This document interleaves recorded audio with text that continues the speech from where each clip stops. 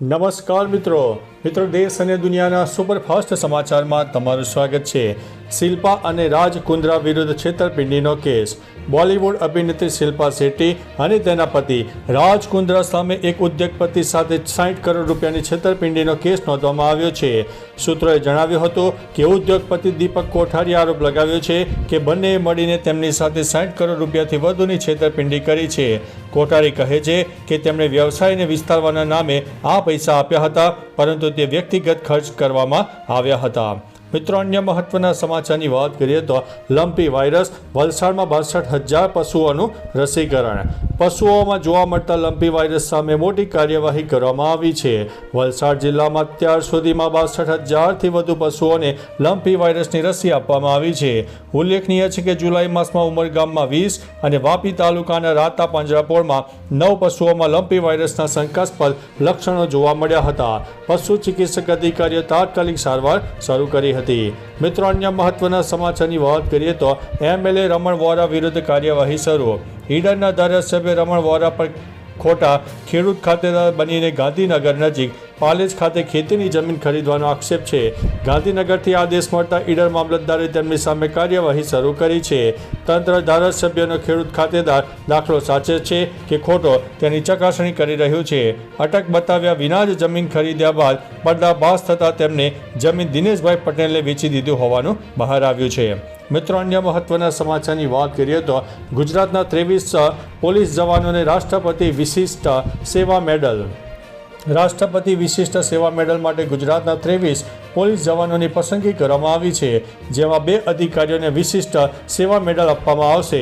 પિયુષ પટેલે અને ડીવાયએસપી મુકેશ સોલંકીને વિશિષ્ટ સેવા માટે રાષ્ટ્રપતિ મેડલ મળશે। ઉપરાંત 21 જવાનોને પ્રશંસનીય સેવા માટે રાષ્ટ્રપતિ મેડલ અપાશે।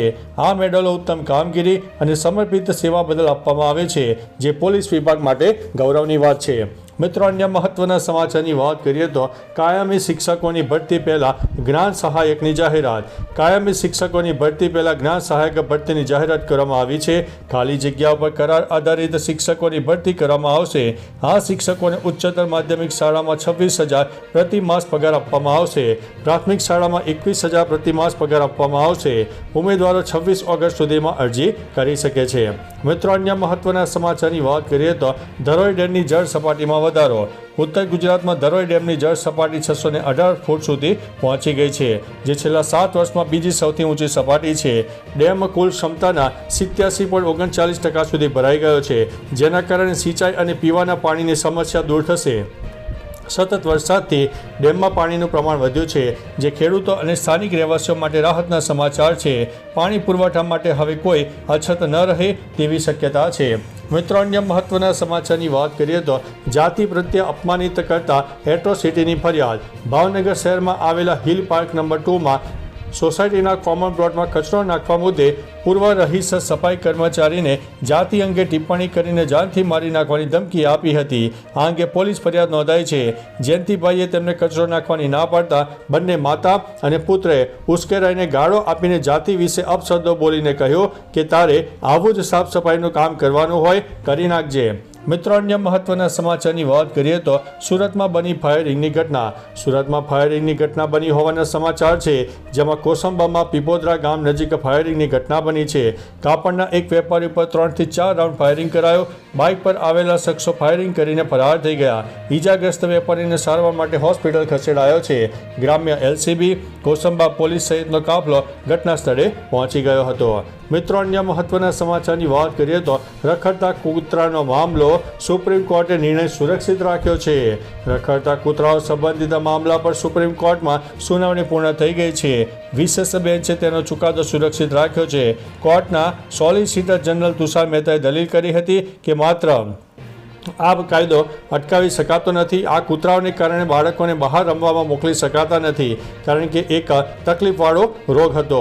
આ મામલે સરકાર અને અન્ય પક્ષોની દલીલો સાંભળ્યા બાદ કોર્ટ હવે ટૂંક સમયમાં પોતાનો અંતિમ નિર્ણય સાંભળશે।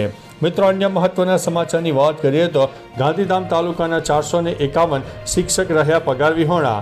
તહેવારોની મોસમમાં ગાંધીનગર તાલુકાના 451 શિક્ષકોનો પગાર અડધો મહિનો વીતવા છતાં ન થતાં શિક્ષક સંગઠને ભુજ ખાતે શાંતિપૂર્ણ રજૂઆત કરી અધિકારીની રજા અને હિસાબી ભૂલને કારણે પગાર અટક્યો છે. 90 શિક્ષકોએ ભુજ ઓફિસે હિસાબની સમક્ષ રજૂઆત કરી હતી. ધારાસભ્ય માલતીબેન મહેશ્વરીએ પણ પ્રયાસો કર્યા હતા. પરિણામે એક દિવસમાં પગાર ચૂકવવાની ખાતરી અપાઈ છે. મિત્રો, અન્ય મહત્વના સમાચારની વાત કરીએ તો યુરિયા ખાતરનો બિનહિસાબી જથ્થો ઝડપાયો. દાહોદમાં ખાતરની અછત વચ્ચે કૃષિ વિભાગે મોટી કાર્યવાહી કરી છે. યુરિયા ખાતર મધ્યપ્રદેશ મોકલાતું હોવાનો ખુલાસો થતાં ખેડૂતોમાં રોષ ફેલાયો છે. અમદાવાદ ઇન્દોર હાઈવે પર તપાસ દરમિયાન કતવારાથી પસાર થતી MP નંબર પ્લેટની ગાડીમાંથી 75 થેલી બિનહિસાબી યુરિયા ખાતર જપ્ત થયું છે, જેની બજાર કિંમત 20,000 રૂપિયા છે. આ ઘટનાએ વિસ્તારમાં હડકંપ મચાવ્યો છે અને વધુ તપાસ હાથ ધરાઈ છે. મિત્રો, અન્ય મહત્વના સમાચારની વાત કરીએ તો અમેરિકા પર વિશ્વાસ ન કરતા બ્રિક્સ સાથે જોડાઓ. અમેરિકન અર્થશાસ્ત્રી જેફરી સાસે ભારતને અમેરિકા પરથી નિર્ભરતા ઘટાડવાની સલાહ આપી છે.